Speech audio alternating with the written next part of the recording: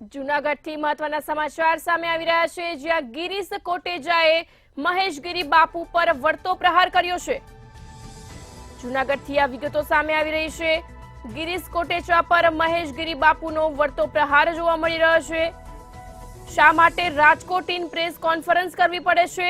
જૂનાગઢ વાસીઓ અને પત્રકારો તને સારી રીતે જાણે છે। બ્રેન સર્જરી પછી આ વિલ બનાવવામાં આવ્યું હતું। બાપુની નળીઓ કાઢીને પણ સહી સિક્કા કરાવી લીધા છે।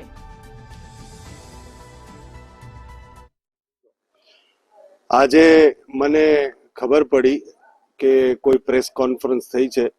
મારા બાનું અચાનક અવસાન થયું એટલે મેં નક્કી કર્યું હતું કે 10 દિવસ સુધી પ્રેસમાં જવું નહીં અને કોઈ બીજી કાર્યપ્રણાલીમાં ન જવું, કેમ કે દુઃખના આ સમયમાં હું પૂરતો સમય આપી શકું।